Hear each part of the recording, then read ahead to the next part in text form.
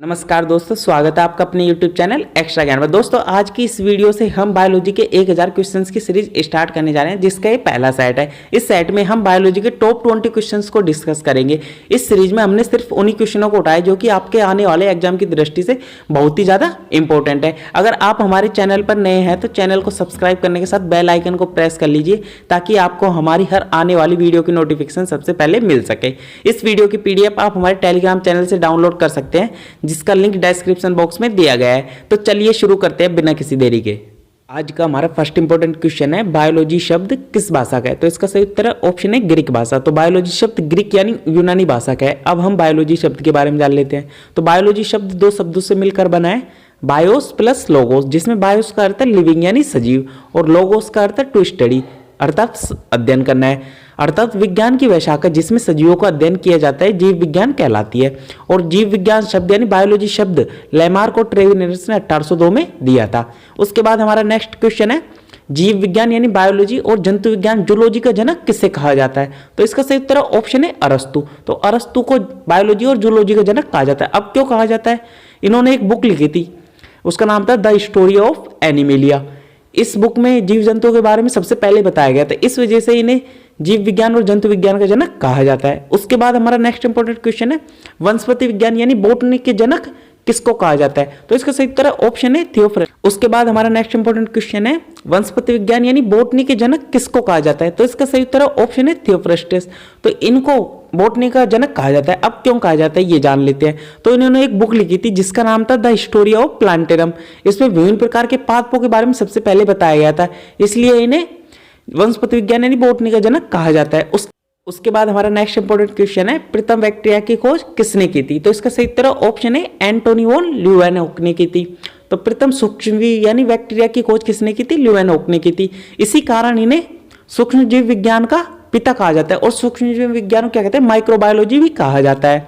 उसके बाद हमारा नेक्स्ट इंपॉर्टेंट क्वेश्चन है, रुधिर यानी ब्लड का अध्ययन क्या कहलाता है? तो इसका सही उत्तर ऑप्शन बी हेमेटोलॉजी। तो ब्लड का अध्ययन क्या कहलाता है? हेमेटोलॉजी।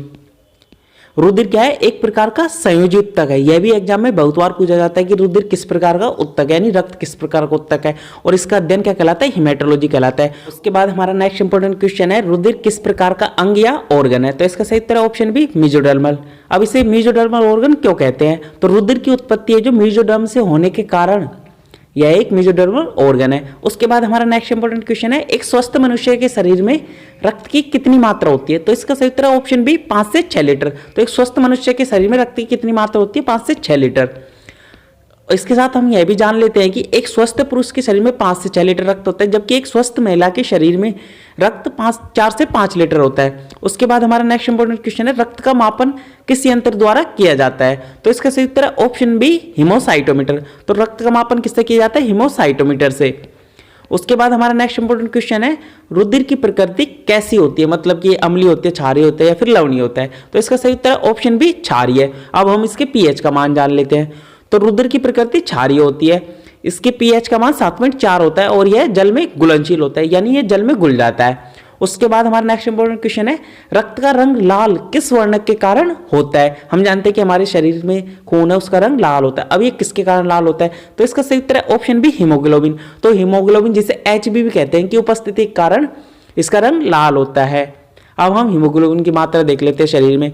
रक्त का रंग लाल किसके कारण होता है? हीमोग्लोबिन कारण। और एक स्वस्थ पुरुष में हीमोग्लोबिन की मात्रा 14 से 16 ग्राम प्रति 100 ml और एक स्वस्थ महिला में 10 से 14 ग्राम प्रति 100 ml होती है। उसके बाद हमारा नेक्स्ट इंपॉर्टेंट क्वेश्चन है, कॉकरोच के रक्त का रंग कैसा होता है? तो इसका सही उत्तर ऑप्शन बी सफेद।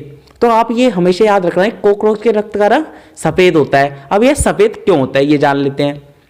तो कॉकरोच के रक्त का रंग सफेद किसके कारण होता है? हीमोलिम्फ वर्णक के कारण होता है।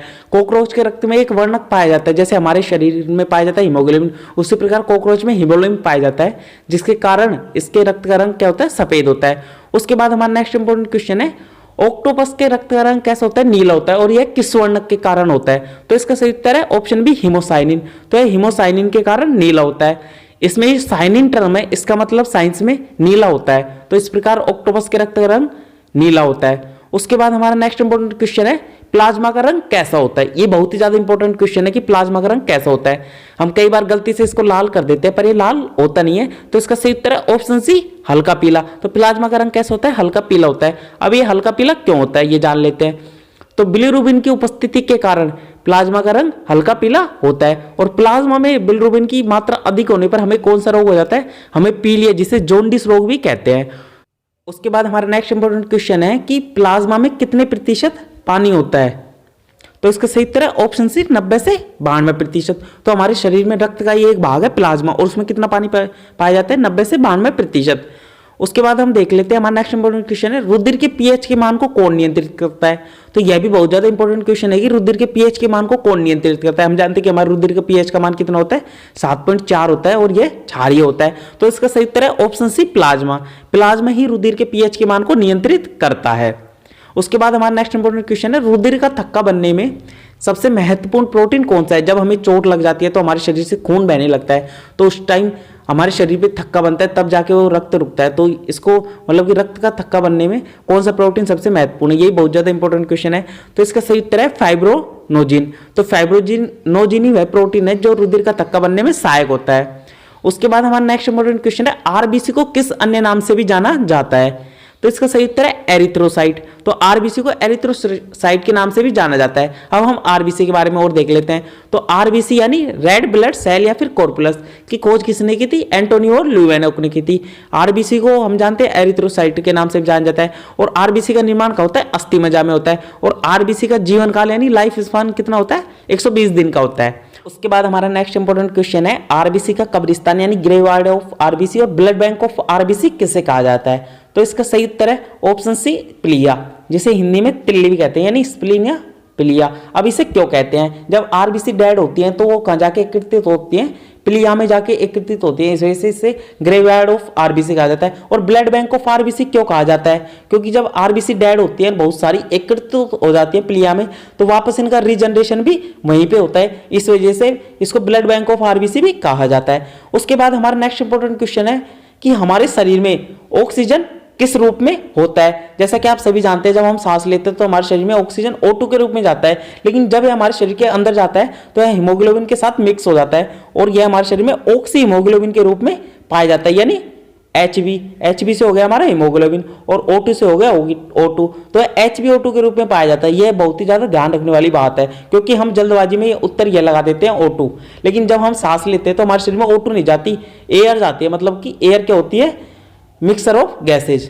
तो उसके बाद हमारा नेक्स्ट इंपॉर्टेंट क्वेश्चन है, जब बच्चा भ्रूण के रूप में होता है तो उसमें रक्त का निर्माण कहाँ होता है। तो इसका सही उत्तर है ऑप्शन सी, यकृत या लीवर। जब बच्चा मां के पेट में होता है और भ्रूण के रूप में होता है तो उसमें रक्त का निर्माण लीवर में होता है।